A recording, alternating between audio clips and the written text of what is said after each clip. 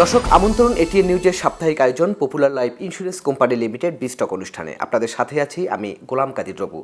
মূলত অর্থনীতি এবং ব্যবসা বাণিজ্যের নানা বিষয় নিয়ে আমরা এই অনুষ্ঠানে আলোচনা করে থাকি। আজ আমরা আলোচনা করব দেশের সাম্প্রতিক ব্যাংক ব্যবস্থা এবং সেই সঙ্গে এনআরবি ব্যাংকের যে বর্তমান অবস্থা এবং তার ভবিষ্যৎ কর্মপরিকল্পনাও উঠে আসবে আমাদের এই আলোচনায়। আজ আমরা অতিথি হিসেবে পেয়েছি এনআরবি ব্যাংকের ব্যবস্থাপনা পরিচালক এবং প্রধান নির্বাহী কর্মকর্তা জনাব তারেক রিয়াজ খান। জনাব তারেক রিয়াজ খান, আপনাকে স্বাগত জানাচ্ছি আমাদের এই আলোচনায়। Thank you. 5 আগস্টের পরে যে নতুন বাংলাদেশের যে যাত্রা শুরু করেছে বা তখন আমরা দেখেছি যে ব্যাংক খাতের সংস্কার নিয়ে সরকার বেশ কিছু পদক্ষেপ নিয়েছিল এবং অনেক ব্যাংকের সংস্কার হয়েছে, পরিচালনা পর্ষদ ভেঙে দেওয়া হয়েছে, সেখানে নতুন পরিচালনা পর্ষদ যুক্ত হয়েছে। তো সব কিছু মিলে যে ব্যাংক খাতের যে পরিবর্তন কিংবা সংস্কারের যে উদ্যোগ সরকারের ছিল সেটির প্রভাব আসলে এখন ব্যাংক খাতে আসলে কতটা পড়েছে? খুবই চমৎকার কোয়েশ্চেন করেছেন। 5 অগস্টের রেভলিউশনটার পরে একটা ভঙ্গুর ব্যাংকিং খাত আমরা পেয়েছিলাম এবং তখন আসলে আমাদের অথরিটি যারা আছেন তাদের মূল অবজেক্টিভটা কী ছিল, যে এই ব্যাংকগুলোর সবচেয়ে বড় শরিক যারা তারা হচ্ছেন ব্যাংকের ডিপোজিটর এবং এই ব্যাংকের ডিপোজিটরদের যে আমানত আছে সেই আমানতের খেয়ানত করব না, সেটি হচ্ছে আমাদের প্রথম আমাদের টার্গেট ছিল। Absolutely transparent financial disclosure. একটা ব্যাংকের হেলথের কী কন্ডিশন আছে সেটা কিন্তু আগে আমাদের ওভাবে কিন্তু পোর্ট্রেল হচ্ছিল না এবং আলটিমেটলি 5 অগস্টের পরে through banking sector reform task force এবং বাংলাদেশ ব্যাংকের বিভিন্ন প্র্যাগম্যাটিক মেজারের কারণে কিন্তু আমরা বিভিন্ন ব্যাংকের রিয়েল ফিনান্সিয়াল পজিশনগুলো আমরা জানা শুরু করলাম, এনপিএলের পজিশন জানা শুরু করলাম। তো অনেকগুলো স্টেপসের ইনিশিয়াল পার্টটা শুরু হয়েছে এবং আমার মনে হয় যে প্র্যাগম্যাটিক মেজার্সগুলো ওনারা নিয়েছেন তার ভিতরে bank merger is one of the core components এবং এটা ছাড়াও মাল্টিপল ব্যাংকের আপনার গভর্নেন্সকে ইমপ্রুভ করার জন্য ওখানে বোর্ড রিকনস্টিটিউট করা হয়েছে, নতুন একটা বোর্ড ক্রিয়েট করা হয়েছে। কোনো অনেক ব্যাংক আছে যেখানে ম্যানেজমেন্টকে পাল্টে ফেলা হয়েছে। সো এগুলো সবই কিন্তু করা হয়েছে ডিপোজিটার্স যে কনফিডেন্স আছে, মানে আমাদের যেই গ্রাহক যারা আছেন সেই গ্রাহকদের আস্থাটাকে ফিরিয়ে আনার জন্য আসলে কিন্তু কাজগুলো না। তাহলে কি আমরা বলতে পারি যে ওই সময় যে ব্যাংক খাতের যে একটা সামগ্রিক অস্থিরতা ছিল এবং গ্রাহকদের মধ্যে যে একটা অনাস্থা তৈরি হচ্ছিল, এখন আসলে নানামুখী উদ্যোগের ফলে সেই জায়গাখানি অনেকখানি উতরায় ফেলছে ব্যাংকিং খাত? আমাদের রেগুলেটর বাংলাদেশ ব্যাংক যে প্র্যাগম্যাটিক মেজারগুলো নিয়েছেন তাতে করে যেটা হয়েছে যে অন্তত মানুষ জানতে পেরেছে যে আমি যেই ব্যাংকে আমানত রেখেছি সেই ব্যাংকের কোর ফান্ডামেন্টাল সিচুয়েশনটা কি, তারা কী লেভেলে আছেন। এবং আপনি যদি বলেন যে অফকোর্স একটু ঘুরে দাঁড়াচ্ছে কিনা, আমি বলবো যে 100% ঘুরে দাঁড়াচ্ছে কি, বিকজ লিকুইডিটির ক্রাইসিসটা কিন্তু অনেকাংশে মানে বারিং ফিউ ব্যাংকস বাট মেজরিটি ব্যাংকে কিন্তু লিকুইডিটির সিচুয়েশন অনেক ইমপ্রুভ করে গেছে। না, আপনি যেহেতু কথা প্রসঙ্গে বলছিলেন যে আসলে ব্যাংক খাতের সবচেয়ে বড় প্রাণটাই তো হচ্ছে যে আমানত এবং আমানতকারীদের আস্থা। তো সেক্ষেত্রে যদি আপনাদের এনআরবি ব্যাংকের প্রসঙ্গ নিয়ে আসি, তো সেক্ষেত্রে তারল্য ব্যবস্থাপনা কিংবা এখন আমানতকারীদের সংখ্যা প্লাস আমানত সব মিলে তারল্য ব্যবস্থাপনাটাকে আপনারা কিভাবে হ্যান্ডেল করছেন? আমি এই ব্যাংকে আসলে জয়েন করেছি 2024-এর 11ই সেপ্টেম্বর। তো গত 15 মাসে এবং পার্টিকুলারলি ঠিক রেভলিউশনের পরপর যেহেতু জয়েন করেছি, লিকুইডিটির এই হাহাকারটা কিন্তু তখন আমরা পেয়েছিলাম। কিন্তু আমি যেটা বলবো আলহামদুলিল্লাহ যে আমাদের ফান্ডামেন্টাল ইস্যুসগুলোর কারণে আমরা কিন্তু একদিনের জন্য আমরা কিন্তু কোনো লিকুইডিটি প্রেশারে পড়িনি এবং আমাদের কোনো কাস্টমার চেক উইথড্রলের জন্য এসছেন কোনো ব্রাঞ্চে এবং তিনি উইথড্র করতে পারেননি, এই ধরনের কোনো সিচুয়েশন কিন্তু আমি অন্তত এটা কিন্তু বড় সাফল্য। অনেক বড় বড় ব্যাংকও তো গ্রাহককে তারা কিন্তু স্যাটিসফাই করতে পারছিলেন এবং অনেক বড় বড় উইথড্রলও আমরা সাপোর্ট দিয়েছিলাম। তো এটার পেছনে বেশ কিছু ইস্যু আছে যে আমাদের অ্যাসেট লাইবিলিটি ম্যানেজমেন্টটাকে খুব ভালোভাবে আমাদের ট্রেজারি আসলে তখন সামলে নিয়েছিলেন এবং আমাদের ব্যাংক হিস্টোরিক্যালি আমরা লিকুইড ছিলাম, খুব অ্যাগ্রেসিভ একেবারে প্লেসমেন্ট এবং লেন্ডিং করে যে একেবারে খুব অ্যাসেট ডিপোজিট রেশিওর ফান্ডামেন্টাল ব্রিজ করে যে আমরা আসলে খুব অ্যাগ্রেসিভ ব্যাংকিং করব, সেটা কিন্তু আমি জয়েনিংয়ের পরেও দেখিনি এবং আগেও ওইরকম সিচুয়েশন আসলে কিন্তু আমাদের এই ব্যাংক ফেস করেনি। সো আমি যেটা বলবো যে গত 14 থেকে 15 মাসে কিন্তু রাদার আমাদের ব্যাংকের স্টেবিলিটি আরও স্ট্রং হয়েছে, আরও স্টেবল হয়ে গেছি আমরা ইন টার্মস অফ লিকুইডিটি, তারল্য। তো আরেকটি বিষয় সেটি হচ্ছে যে আপনি যেটি বলছিলেন যে সরকারের নানামুখী পদক্ষেপ, বিশেষ করে সেন্ট্রাল ব্যাংকের নানামুখী উদ্যোগের ফলে ব্যাংক খাতে একটা সংস্কার হয়েছে বা সংস্কারের মধ্য দিয়ে আমরা যাচ্ছি, কিন্তু কথা হচ্ছে যে তারপরও আমরা দেখছি যে খেলাপি ঋণ কেন আমরা কমাতে পারছি না। সবশেষ হিসাব আমরা যেটি দেখলাম সেটি 6 লাখ কোটি টাকা পেরিয়ে গেছে খেলাপি ঋণ। এই জায়গায় কেন এই সংস্কারের প্রভাবটা খুব বেশি পড়ছে না? আমরা আজকে সাডেনলি যেই 6,37,000 কোটি টাকার প্রায় 35% আমাদের টোটাল লোনস অ্যান্ড অ্যাডভান্সেস পোর্টফোলিওর আমরা নন পারফর্মিং লোন ডিক্লেয়ার করেছি, সেটা তো আগে ডিক্লেয়ার করা হয়নি।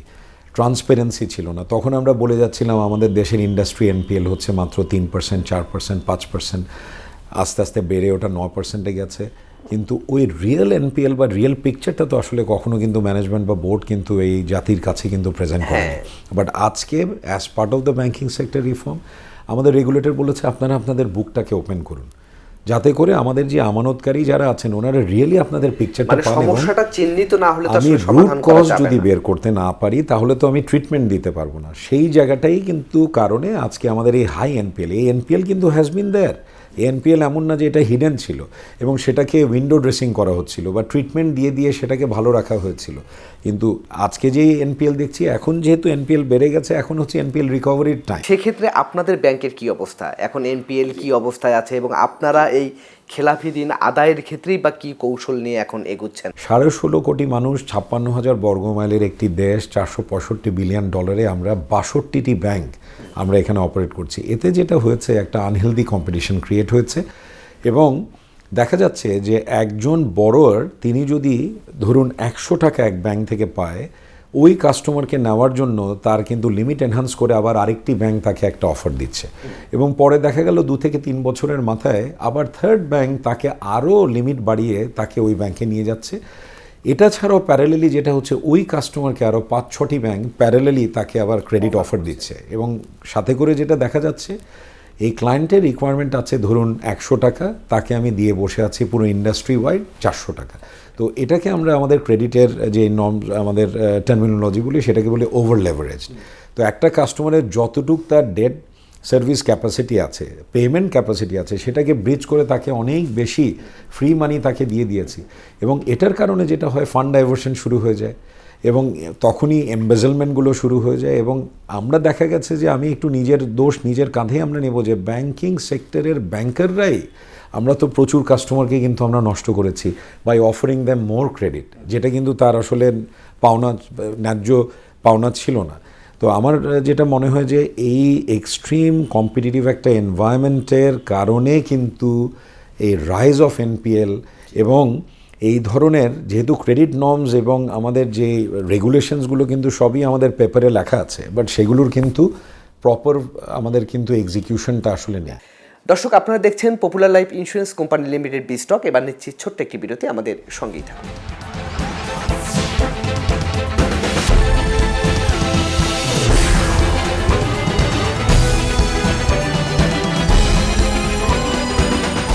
দর্শক, বিরতির পর আমরা আবারও ফিরে এলাম popular life insurance company limited বিস্টক অনুষ্ঠানে। আজ আমরা আলোচনা করছি দেশের ব্যাংকিং খাত এবং এনআরবি ব্যাংকের বর্তমান অবস্থা এবং তার ভবিষ্যৎ কর্মপরিকল্পনা নিয়ে। আমাদের সঙ্গে অতিথি হিসেবে আছেন ব্যাংকটির ব্যবস্থাপনা পরিচালক এবং প্রধান নির্বাহী কর্মকর্তা তারিক রিয়াজ খান। জি, বিরতির পর আপনাকে আরেকবার স্বাগত জানাচ্ছি। বিরতির আগে আমি আপনার কাছে একটি প্রশ্ন করেছিলাম যে ব্যাংকিংয়ের ক্ষেত্রে যে লোন দেওয়ার ক্ষেত্রে আপনারা সবসময় যেটি ফলো করেন কেওয়াইসি, তো এইটি তো বিগত সময়ে একটু কম ফলো করা হয়েছিল বা জেনে শুনেই আসলে নামে বেনামে ঋণ দেওয়া হয়েছিল। তো এখন তো পরিবর্তিত পরিস্থিতি, সেটি আসলে এখন তো প্রপারলি মেইনটেইন করার কথা, তারপরেও কেন ঋণগুলো খেলাপি হয়ে যাচ্ছে? এগেইন আমি একটু আগে যেটা বলেছি যে আগে তো আসলে ট্রান্সপারেন্ট ডিসক্লোজার করা হয়নি। আপনারা দেখবেন ওখানে 4%, 5% এনপিএল বা বেড়ে ওটাকে হয়তো বা 8-9% এনপিএলের ডিক্লারেশনটা হয়েছিল এবং সবগুলো ব্যাংকের ফিনান্সিয়াল স্টেটমেন্টে কিন্তু সেই পজিশনটাই দেখা যাচ্ছিল। এগুলো কিন্তু সব পুরনো লোন। আপনি যদি বলেন যে 5 অগস্টের পরে দেওয়া লোন কি ফার্দার ডেটোরিয়েশন হচ্ছে, আমি কিন্তু বলবো আনসার ইজ নো। আজকে প্রায় 16টি ব্যাংকে কিন্তু বোর্ড রিকনস্টিটিউটেড হয়ে গেছে। আমরা এই ধরনের এনভায়রনমেন্টে অনেক ব্যাংকগুলোর কিন্তু খুব ভালো পারফরমেন্স দেখছি। আমি বলবো যে আসলে ক্রেডিট নর্মস অ্যান্ড স্ট্যান্ডার্ডের যে ব্রিজটা সেটা কিন্তু শুরু হয় একেবারে গোড়া থেকে। যে আজকে যদি আপনার যে বোর্ড অফ ডিরেক্টরস আছেন, যাদের কোর রেসপন্সিবিলিটি হচ্ছে ব্যাংকে গভর্ন করা এবং গভর্নেন্সটাকে এনশোর করা, সেখান থেকে যদি ডেটোরিয়েশন ডিকটেটেড হয় তাহলে কিন্তু অনেক ক্ষেত্রে ম্যানেজমেন্টের পক্ষে কিন্তু সেটাকে আসলে অ্যাড্রেস করাটা খুব চ্যালেঞ্জিং হয়ে যায়। বাট আমি খুব কনফিডেন্টলি আমি বলতে পারি যে আমাদের 5th অগস্ট পরবর্তী যে এই সময়টা আমরা দেখেছি, আমাদের মতো প্রফেশনাল ম্যানেজমেন্টের জন্য এটাকে একটা আইডিয়াল সিনারিও বলবো। যে এই মুহূর্তে আমরা অত্যন্ত চমৎকার আমাদের একটা রেগুলেটরি এনভায়রনমেন্ট পাচ্ছি, যেখানে আমরা ইয়েসকে ইয়েস বলা এবং নোকে নো বলার একটা অপরচুনিটি আমরা পেয়েছি। এবং এটা ছাড়াও আমাদের বোর্ডও কিন্তু যে রিকনস্টিটিউটেড বোর্ড বা আমাদের যে নিউ বোর্ডগুলো আছে তারাও কিন্তু গভর্নেন্সের দিকে প্রচণ্ড রকম ফোকাস তারা বাড়িয়েছে। আপনাদের ব্যাংকের এখন কি অবস্থা খেলাপি ঋণের ক্ষেত্রে এবং সেটা হ্যাঁ, আদায়ের এটা ক্ষেত্রে একটা আপনার ইন্ডাস্ট্রিয়াল সাইকেলের ইস্যু আছে। আমি যেটা প্রথমেই বলেছিলাম যে একই কাস্টমারকে মাল্টিপল ব্যাংক অফার করার কারণে ওভার লেভারেজ হয়ে গেছে। আমাদেরও কিন্তু কিছু কাস্টমার দেখা যাচ্ছে তারা কিন্তু মাল্টিপল ব্যাংক রিলেশনশিপ আছে, তারা অন্য জায়গায়ও খেলাপি হয়েছে, আমাদের এখানেও খেলাপি হয়েছে। বাট আমাদের যেটা দেখেছি যে আমাদের রাইজিং এনপিএল হওয়ার পরেও আমি কনফিডেন্টলি বলতে পারি যে আমাদের ব্যাংকে কিন্তু কোনো ঘোস্ট লোন বা হিডেন লোন বা আপনার অনেকটা ভৌতিক লোন যেগুলো আপনারা বিভিন্ন ব্যাংকে দেখেছেন, এই ব্যাংকে নেই। আমাদের এখানে যেটা হয়েছে, ওভার লেভারেজড একটু হয়েছে, হয়তোবা কোনো কাস্টমারকে 100 টাকা দেওয়ার কথা তাকে 120 টাকা বা 130 টাকা দেওয়া হয়েছে। এবং ইন্ডাস্ট্রিতে যেহেতু অন্য ব্যাংকেও তিনি এনপিএল ওনার ক্রিয়েট হয়েছে, ওনার আমাদের ব্যাংকেও এনপিএল ক্রিয়েট হয়েছে। বাট আমরা খুব স্ট্রংলি আমাদের রিকভারির দিকে আমরা আমাদের ড্রাইভ বাড়িয়েছি এবং রিকভারিটাকে এনশোর করার জন্য আমরা আমাদের স্পেশাল অ্যাসেট ম্যানেজমেন্ট ডিভিশনকে আমরা রিজন ওয়াইজ একেবারে ঢেলে সাজিয়েছি। এবং এই রিকভারি ইনিশিয়েটিভকে সাপোর্ট করার জন্য আমাদের লিগ্যাল সাইডটাকে অনেক আমরা স্ট্রেংথেন করেছি। আপনি সবাই জানেন যে আমাদের এনআই অ্যাক্ট এবং অর্থঋণের যে অনুশাসনগুলো রয়েছে এবং অ্যাক্টসগুলো রয়েছে সেগুলোকে আমরা একটু ইমপ্লিমেন্ট করার চেষ্টা করছি এবং সেগুলোকেও লিগ্যাল রিকোর্স কাজে লাগিয়ে আমরা আমাদের যে ডিফল্টেড বড়োর আছে তাদেরকে একটু প্রেশারাইজ করে কিন্তু আমাদের রিকভারি মোমেন্টাম খুবই ভালো। এবং আমরা এই বছরে আমাদের প্রায় 130 কোটি টাকার উপরে কিন্তু ক্যাশ রিকভারি হয়ে গেছে এবং প্রায় 600 কোটি টাকার মতো লোন আমরা রেগুলারাইজ করেছি। এবং আমি যেভাবে আমাদের মোমেন্টাম আছে, আমরা কিন্তু বেশ খুব সুন্দর একটা দিনের দিকে আমাদের এই এনপিএলের যে সিনারিওটা, আমরা বছরের শেষে বেশ ভালো একটা রেজাল্ট আমরা আশা করছি। বিগত সময়গুলোতে তো আমরা দেখেছি যে ব্যাংকগুলোর উপরে আপনারা যারা ম্যানেজমেন্টের দায়িত্বে থাকেন তাদের উপরে আসলে মালিকদের একটা চাপ ছিল, এখন আসলে সেটি আমি বলবো যে আমি আপনার লাকিলি মানে ঠিক আমার রিকনস্টিটিউটেড বোর্ডের আগেও যে বোর্ডটা ছিল সেখানেও কিন্তু এই ব্যাংকের পার্সপেক্টিভে বলবো যে আমি কিন্তু ওই ডিকটেটেড লোনের কোনো প্রেশার আগে পাইনি। আর আমরা আমাদের মার্চে এই বছরের এই 2025-এর মার্চে কিন্তু আমাদের বোর্ডটাকে রিকনস্টিটিউট করা হয়েছে এবং নতুন যে বোর্ড হয়েছে ওখানে তো মানে literally zero pressure for dictated loans একেবারে। মানে আমি আপনাকে কনফিডেন্টলি বলছি, শুধু ওনারা আমার অনারেবল বোর্ড বলে না, কারণ আমাদের কারেন্ট যে বোর্ড অফ ডিরেক্টর আছেন ওখানে আমাদের honourable chairman of the board যিনি, উনি কিন্তু একমাত্র স্পন্সর, বাকিরা সবাই কিন্তু প্রফেশনালস। কেউ আপনার ফাইন্যান্স অ্যান্ড অ্যাকাউন্টসের প্রফেসর একটা পার্টিকুলার ইউনিভার্সিটি, কেউ একজন সাবেক আপনার বিসিএস অ্যাডমিন ক্যাডারের সাবেক অতিরিক্ত সচিব, বাংলাদেশ ব্যাংকের ফর্মার এক্সিকিউটিভ ডিরেক্টর এবং আমাদের ফর্মার বেসিক্যালি রিটায়ার্ড ব্যাংকার্স। ওনারা কিন্তু এই ব্যাংকের আসলে ইন্ডিপেন্ডেন্ট ডিরেক্টর, ওনাদের কিন্তু এই ব্যাংকের ওনারা স্পন্সর নয়, কিন্তু ওনারা যথেষ্ট গভর্নেন্সের দিকে ফোকাসটা দিয়েছেন এবং ওনারা কিন্তু ম্যানেজমেন্টকে খুব মোটিভেট করছেন, ইন্সপায়ার করছেন যে আপনারা ওই ল্যাক অফ ট্রান্সপারেন্সির ভেতরে থাকবেন না, আপনারা কিন্তু ট্রান্সপারেন্টলি এবং এথিক্যাল ব্যাংকিংটাকে ব্যাংকে একটু প্র্যাকটিস করুন। যে আপনার কাছে আরেকটা প্রশ্ন করতে চাই, সেটি হচ্ছে যে এনআরবি ব্যাংক মানে এখন যে ব্যাংকিং খাতে তো একটা পরিবর্তন এসছে, যে এখন সবাই ডিজিটাল ব্যাংকিংয়ের দিকে এগুচ্ছে বা তথ্য প্রযুক্তির ক্ষেত্রে আমরা যেটা দেখছি যে ক্যাশলেস সোসাইটি একটা গড়ে তোলার, ক্যাশলেস লেনদেন, তারপর হচ্ছে যে এই যে ব্যাংকিং তথ্য প্রযুক্তির সঙ্গে তাল মিলিয়ে যে ব্যাংকিংটা, তো সবগুলো ব্যাংক তো এদিকেই নজর দিচ্ছে, এটি তো সময়ের বাস্তবতা। তো সেক্ষেত্রে এনআরবি ব্যাংক আসলে এই ক্ষেত্রে কতখানি এগিয়েছে কিংবা আপনাদের ভবিষ্যৎ পরিকল্পনাটা কি আসলে ডিজিটাল ব্যাংকিংয়ের ক্ষেত্রে? তবে এই প্রশ্নের উত্তরটিও আপনি দেবেন, আরেকটি বিরতি নিচ্ছি। দর্শক, আপনারা দেখছেন popular life insurance company limited বিস্টক। এবার নিচ্ছি আরেকটি বিরতি, আমাদের সঙ্গেই থাকুন।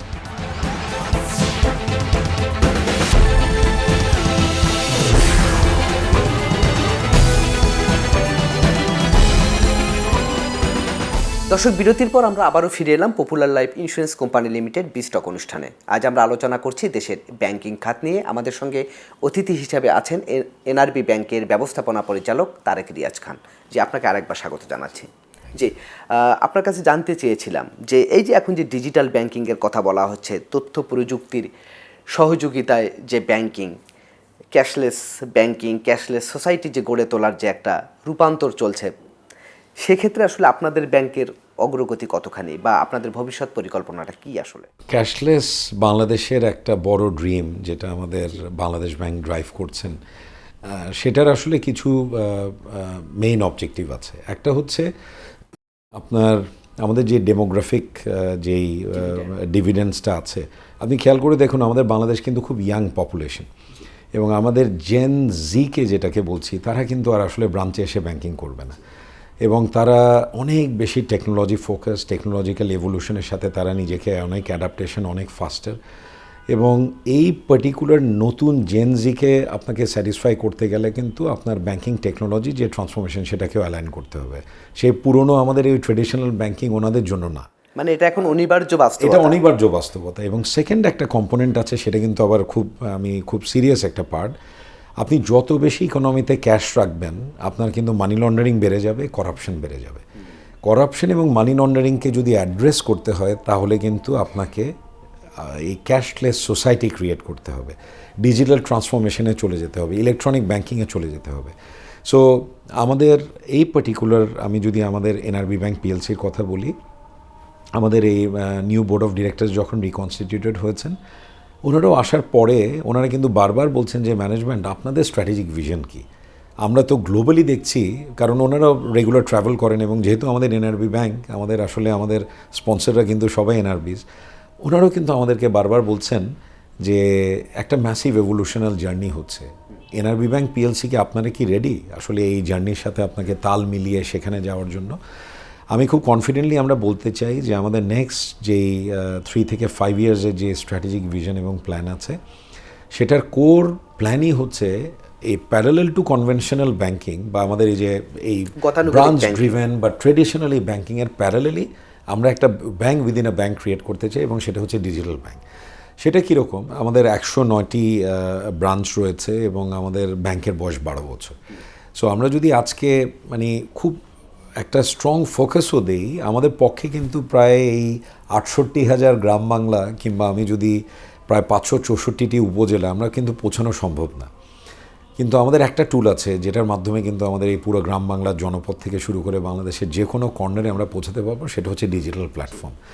আমাদেরও একটা ড্রিম আছে। সাপোজ ফর এক্সাম্পল আপনাকে যদি বলি যে আমাদের সাপোজ ময়মনসিংহে আমাদের কিন্তু কোনো ব্রাঞ্চ নেই। আমাদের ময়মনসিংহে আসলে ইনস্ট্যান্টলি কি কোনো ব্রাঞ্চ করতে পারবো, সেটাও আমি বলতে পারছি না, অ্যাসেস করতে পারছি না। কিন্তু ময়মনসিংহে এনআরবি ব্যাংক পিএলসি যেতে পারে। সেটা যেতে পারে কিভাবে? সেটা হচ্ছে আমার থ্রু মাই অ্যাপ, এবং আমার ডেডিকেটেড একটা টিম সেখানে থাকতে পারে। তারা আমাদের এই ব্যাংকিং প্রোডাক্ট অ্যান্ড সার্ভিস নিয়ে কিন্তু ওই টাউনে কিন্তু তাদের প্রেজেন্স ক্রিয়েট করতে পারে। এবং ডিজিটালি যদি আমি একটা কাস্টমারকে অনবোর্ড করতে পারি, আমাদের কিন্তু বিএফআইএস সার্কুলার আছে, যেখানে কিন্তু ডিজিটাল কেওয়াইসির মাধ্যমে আমি কিন্তু একজন কাস্টমারকে কোনো ম্যানুয়াল ইন্টারভেনশন ছাড়া ক্লায়েন্টকে কিন্তু অনবোর্ড করতে পারি। সো আমি যদি সেই ধরনের ক্লায়েন্টকে অনবোর্ড করতে পারি, আমি যদি ওই ময়মনসিংহ বেল্টের একজন এসএমই কাস্টমারকে অনবোর্ড করে তাকে যদি এসএমই ফাইন্যান্স করতে পারি, তাকে যদি একটা কার্ড আমি অফার করতে পারি, সেটার জন্য কিন্তু আমার সেখানে কোনো ডেডিকেটেড ব্রাঞ্চের প্রয়োজন নেই। আমার শুধু টেকনোলজি, টুলস এবং প্ল্যাটফর্মটা লাগবে, আর ডেডিকেটেড কিছু রিসোর্স লাগবে। তো আমি যেটা মনে করি, এবং আপনাকে একটা ছোট্ট আমাদের অ্যানালিসিস বলবো, যে আমাদের কিছু স্টাডিতে আমরা দেখেছি যে 2015 সাল পর্যন্ত গ্লোবালি ব্রাঞ্চের নাম্বার বাড়ছিল, যেটা বাড়তে বাড়তে সারা ওয়ার্ল্ডে ব্যাংক ব্রাঞ্চ হয়েছিল 6,20,000 সারা বিশ্বে। ইন্টারেস্টিংলি গত 10 বছরে এই বছরের জুন পর্যন্ত সেটা 70,000 ব্রাঞ্চ ক্লোজড হয়ে গেছে, এবং সেটা 5.5 লাখে নেমেছে। এই জার্নিতে কিন্তু আমাদের বাংলাদেশও ঢুকে গেছে। আপনাদের ব্যাংকের তো একটা অন্যতম উদ্দেশ্য ছিল যে প্রবাসী বাংলাদেশিদের যারা, তাদেরকে আসলে এখানে ইনক্লুড করা, বা তাদের সুবিধার্থে এই ব্যাংকটির একটি অন্যতম লক্ষ্য ছিল। তো সেই লক্ষ্য অর্জনে আসলে ব্যাংকটির অ্যাচিভমেন্ট আসলে কেমন? প্রবাসী বাংলাদেশি বিভিন্ন জায়গায় আছে, এবং তারা কেউ ব্লু কলার জব করছেন, কেউ হোয়াইট কলার জব করছেন, কেউ থার্ড ফোর্থ জেনারেশনেও চলে গেছেন, তারা কিন্তু বাইরে খুব বড় ইনভেস্টর বা বড় প্রফেশনাল হয়েছেন। বেসিক্যালি ইনওয়ার্ড রেমিটেন্সটাকে এনশিওর করা আমাদের এই ব্যাংকের প্ল্যাটফর্মের মাধ্যমে, আমাদের এই এনআরবি ডায়াসপোরা যারা ভালো লেভেলে পৌঁছে গেছেন তাদের ফরেন ডিরেক্ট ইনভেস্টমেন্ট এখানে আনা, সেটা একটা কোর এজেন্ডা ছিল। এবং আমাদের ব্যাংকটাকে একটা সেন্টার অফ এক্সিলেন্স হিসেবে কনভার্ট করা, যেখানে একজন প্রবাসী বাংলাদেশি দেশে এসে দেখবে যে এনআরবি ব্যাংক পিএলসি আমার ব্যাংক। আমি আপনার কোয়েশ্চেনের আমি সেকেন্ড পার্টে যদি যাই যে আমরা সেই অবজেক্টিভ আসলে অ্যাচিভ করতে পেরেছি কিনা, আমি বলবো এখনও আসলে পারিনি। এই না পারার পিছনে ওই যে প্রথম কথা যেটা আপনি বলেছেন যে একই কাস্টমারের পেছনে যে 62টি ব্যাংক দৌড়চ্ছে, সো আমারও কিন্তু আসলে একটু ডিরেইলড হয়েছি আমরা, যে আমাদের যে মূল উদ্দেশ্য ছিল যে আমার প্রবাসী বাংলাদেশি বা আমাদের যে এনআরবি ডায়াসপোরা তাদের ফরেন ডিরেক্ট ইনভেস্টমেন্ট এবং ইনওয়ার্ড রেমিটেন্স আনার জন্য যে প্ল্যাটফর্ম তৈরি করা, সেটা আমরা করতে পারিনি। বাট একটা ভালো দিক আমি বলতে পারি যে আমাদের বোর্ড, রিকনস্টিটিউটেড বোর্ড, ওনারা মার্চে নেওয়ার পরে বলেছে এমডি সাহেব আপনি প্রবাসী বাংলাদেশিদের জন্য কিছু একটা করুন, যে ওনারা অন্তত আমাদেরকে আমাদের এই ব্যাংকটাকে তাদের একটা সেন্টার অফ এক্সিলেন্স বা আমাদের একটা আইডেন্টিটি, আমি নামার পরে দেখবো আমার একটা নিজের ব্যাংক আছে যেখানে গিয়ে আমি আমার ট্রানজ্যাকশন খুলবো, অ্যাকাউন্ট খুলবো। তো এরই পার্ট হিসেবে আমরা আমাদের বাংলাদেশের 109টি ব্রাঞ্চে ডেডিকেটেড প্রবাসী ডেস্ক করেছি আমরা। এবং এই প্রবাসী ডেস্কের মেইন অবজেক্টিভ হচ্ছে আমরা রেমিটেন্সকে যেমন আমরা ফ্যাসিলিটেট করছি, সাথে করে আবার রেমিটেন্স সেন্ডাররা তারা যখন দেশে আসেন তাদের অ্যাকাউন্ট ওপেনিং এবং তাদের বেনিফিশিয়ারিদের অ্যাকাউন্ট ওপেনিং, সেই সার্ভিসটাকে একেবারে ডেডিকেটেডলি সাপোর্ট দেওয়ার জন্য কিন্তু প্রত্যেকটা ব্রাঞ্চে আপনারা, আমাদের ব্রাঞ্চ যদি ভিজিট করার আপনাদের যদি একটু সময় হয়, আপনারা গিয়ে দেখবেন এনআরবি ডেস্ক আছে। এবং আমরা বাংলাদেশের একমাত্র জেনুইন এনআরবি ড্রিভেন ব্যাংক, যেখানে আমাদের 44 জন স্পন্সর, তারা কিন্তু ফরেন ডিরেক্ট ইনভেস্টমেন্টের মাধ্যমে এখানে টাকা পাঠিয়ে আমাদের এই পেইড আপ ক্যাপিটাল এবং আমাদের যে কমন ইকুইটি সেটা কিন্তু তারা পাঠিয়েছিলেন। এবং অন্যান্য আরও কিছু আমাদের এনআরবি নামধারী কিছু ব্যাংক আমরা দেখেছি, ওখানে কিন্তু ঠিক আমি বলবো না যে এখন জেনুইন এনআরবিরা স্পন্সর হিসেবে আছেন, যেটা একমাত্র ব্যাংক বাংলাদেশের এনআরবি ব্যাংক। আরেকটি বিষয় সেটি হচ্ছে যে এই যে ব্যাংকিং খাতে যে অসুস্থ প্রতিযোগিতা, হ্যাঁ, তার কারণেও তো ব্যাংক খাত যে দুর্বল হয়ে গেছে বা অনেকগুলো ব্যাংক যে দুর্বল হয়ে গেছে, তার অন্যতম কারণ তো এটাও একটা, এই অসুস্থ প্রতিযোগিতা। তো আমরা সম্প্রতি দেখেছি যে বাংলাদেশ ব্যাংক উদ্যোগ নিয়েছে যে 5টি দুর্বল ব্যাংককে একীভূত করে একটি ব্যাংক, সম্মিলিত ইসলামী ব্যাংক। তো এই যে ব্যাংকিং খাতে যে মার্জার, সেটাকে আপনি কিভাবে দেখছেন? 1, 2 হচ্ছে যে দুর্বল প্লাস দুর্বল, এটি কি আরও দুর্বল হবে? দুর্বল প্লাস দুর্বল নাকি সবল হবে? মানে আপনার কাছে একটু আপনার দীর্ঘ ব্যাংকিং জীবনের অভিজ্ঞতা প্লাস বৈশ্বিক অভিজ্ঞতার আলোকে আপনার কাছে একটু জানতে চাচ্ছি। সাংঘাতিক পার্টিনেন্ট কোয়েশ্চেন। আমি মনে করি যে আমাদের এতগুলো কোয়েশ্চেনের ভিতরে এটা হচ্ছে আমাদের ভিউয়ারদের জন্য সবচেয়ে ইম্পর্টেন্ট কোয়েশ্চেন। আপনি খেয়াল করে দেখুন যে আমাদের প্রায় 62টি ব্যাংক আছে। আমি এমনিই বলছি ওভার স্যাচুরেটেড মার্কেট, যেই পরিমাণ আমাদের নাম্বার দরকার ছিল তার তুলনায় অনেক বেশি ব্যাংক অপারেট করছে, অসুস্থ প্রতিযোগিতা হয়েছে। এগুলোর পিছনে রিজনই কিন্তু হচ্ছে মরিচিকার ছায়ার পিছনে আসলে দৌড়ানো এবং একই কাস্টমারকে আমি ওভার লেভারেজ করেছি। বাট এর থেকে আরও ক্ষতির যেটা কারণ হয়ে দাঁড়িয়েছে, 5ই অগস্টের পূর্ববর্তী যে 15 থেকে 16 বছরের যে গভর্নেন্স ফান্ডামেন্টাল ব্রিচ হয়েছিল এবং ব্যাংকিং সেক্টরের যে corruption, embezzlement, fund diversion, money laundering যেটা হয়েছে, এই কারণেই কিন্তু এই 5টি ব্যাংক দুর্বল হয়ে গেছে। এই 5টি ব্যাংকের কোনো একটা ব্যাংকে আমি সেদিনই দেখছিলাম প্রায় 98% এনপিএল। এটা কিভাবে সম্ভব হয় আপনি খেয়াল করে দেখুন। এবং আমানতকারীর টাকা নিয়েই কিন্তু সেগুলোকে লোনস অ্যান্ড অ্যাডভান্সেসে প্লেস করা হয়েছিল এবং ভৌতিক লোন ক্রিয়েট করা হয়েছিল। আজকে যদি আপনি একটা ব্যাংকে আপনি যদি অ্যাবিউজ শুরু করেন, ধ্বংস করে ফেলা তো খুব ইজি, ব্যাংকে গড়া কিন্তু অনেক কঠিন। আজকে আমাদের রেগুলেটর বাংলাদেশ ব্যাংকের হাতে এই ধরনের এই প্রবলেম সিচুয়েশন থেকে উত্তরণের কি উপায় ছিল? ব্যাংকিং কোম্পানিজ অ্যাক্ট 1991-এ ক্লিয়ারলি বলা আছে আপনার দুটো পথ আছে। একটা হলো যে যখন ব্যাঙ্কগুলো একেবারে দুর্বল হয়ে যাবে তখন ওই ব্যাঙ্কগুলোকে লিকুইড করে ফেলা বা অবসায়ন করে ফেলা। এখন লিকুইডেশন যদি আমাদের মতো ব্যাংকিং সেক্টরের, আমাদের মতো দেশের এই ইকোনমিতে যদি করা হয়, এটার একটা লঙ্গার টার্ম ইম্প্যাক্ট এবং এফেক্ট আছে। এবং অন্য ব্যাংকেও এটার ইফেক্ট এটার সাইক্লিক এফেক্ট, দেশের অর্থনীতি ধ্বংস হয়ে যাবে। বাংলাদেশের ব্যাংকের মার্জার ইন্টিগ্রেশন যে আগে হয়নি তা না। যেমন আমি নিজেই আমার চাকরি জীবনে আমি শুরু করেছিলাম স্ট্যান্ডার্ড চার্টার্ড ব্যাংক থেকে। সো আমরা সেই সময় দেখেছি এনজেড গ্রিনলেস ব্যাংক কিন্তু আরও বড় একটা ফরেন কমার্শিয়াল ব্যাংক ছিল। স্ট্যান্ডার্ড চার্টার্ড ব্যাংক আমাদের এই পুরো এশিয়া রিজনের এনজেড গ্রিনলেস ব্যাংকের অপারেশনটা যখন কিনে নেয় তখন কিন্তু দুটো ব্যাংক মার্জার হয়েছিল। কিন্তু আপনারা বলতে পারেন যে দুটো সবল ব্যাংক মার্জড হয়ে তো আরও সবল হয়েছিল। এরপরে আবার আমেরিকান এক্সপ্রেস ব্যাংকের এশিয়া অপারেশনও কিন্তু এই ইউনাইটেড স্ট্যান্ডার্ড চার্টার্ড ব্যাংক যেটা টেক ওভার করেছিল। সো মার্জারের এক্সপিরিয়েন্স কিন্তু আমাদের বাংলাদেশেও আছে। এখন সমস্যা হয়ে গেছে এই 5টা ব্যাংক তো খুবই দুর্বল ব্যাংক। 98% এনপিএল, কোনোটার 68% এনপিএল, কোনোটার 46% এনপিএল, ম্যাসিভ লেভেলের একটা মন্দ ঋণের বোঝা নিয়ে এই ব্যাংক বসে আছে এবং তারা ইললিকুইড, তাদের লিকুইডিটি নেই। তারা কাস্টমারকে আমানতকারীর যে আমানত আছে সেটাকে ওনারা কিন্তু অনারও করতে পারছেন না, উইথড্রল অনার করতে পারছেন না। তো এখন যেটা করেছে যে রেগুলেটর এটাকে ড্রাইভ করে পুরোপুরি ন্যাশনালাইজ কমার্শিয়াল ব্যাংকে কনভার্ট করছেন এবং 35,000 কোটি টাকার কিন্তু ইকুইটি ইনজেকশন হচ্ছে। এর ভেতরে 15,000 কোটি টাকার আছে হলো ডিপোজিট ইন্স্যুরেন্স স্কিমের আওতায়, আর 20,000 কোটি টাকা কিন্তু ডিরেক্ট ইনজেকশন। সো 35,000 কোটি টাকা ইনজেকশনের পরে যেহেতু এই সম্মিলিত ইসলামিক ব্যাংক একটি পরিপূর্ণ সরকারি মালিকানাধীন ব্যাংক থাকবে, এটার উপরে ডেফিনেটলি আমাদের রেগুলেটর এবং আমাদের অথরিটির ফোকাসটা থাকবে এবং সবচেয়ে বড় কথা যে আমাদের আমানতকারীর কনফিডেন্সটা ফিরে আসবে। এবং আজকে খেয়াল করে দেখুন, যে কোনো একটা ব্যাংকে যদি টাকা উইথড্রলের ম্যাসিভ প্রেশার বেড়ে যায়, আমরা তো জানি যে সিআরআর আর এসএলআর মেনটেন করতে হয়, আমাদের ওই সিআরআর এর থ্রেশহোল্ড যদি ব্রিচ করে যায় আপনি কোনো ব্যাংকই কিন্তু আসলে লিকুইড থাকবে না। তার মানে আপনি বলতে চাচ্ছেন যে সরকার যেহেতু এখানে টেক ওভার করেছে, এটি একটি শক্তিশালী বিজি, যেটি গভর্নরও বারবার বলছেন। তো আমরা তো আলোচনার প্রায় শেষের দিকে চলে এসেছি। তো আপনার কাছে আরেকটি প্রশ্ন করতে চাই, সেটি হচ্ছে যে এই যে আপনি এনআরবি ব্যাংকের দায়িত্ব নিয়েছেন, প্রায় 15 মাস হয়ে গেল সেটি, তো এখন আগামী 5 বছর কিংবা সামনের 3 বছর আসলে ব্যাংকটিকে আপনি আসলে কোন জায়গায় দেখতে চান বা কোন জায়গায় নিয়ে যেতে চান, এবং আপনাদের ভবিষ্যৎ কর্ম পরিকল্পনাটা সম্পর্কে যদি একটু। জি, চমৎকার কোয়েশ্চেন। 3 থেকে 5 ইয়ার্সের একটা কম্প্রিহেন্সিভ স্ট্র্যাটেজিক প্ল্যান আমরা অলরেডি ডিফাইন করে ফেলেছি, ডিজাইন করে ফেলেছি, যেটা বোর্ডকে আমরা প্লেস করেছিলাম।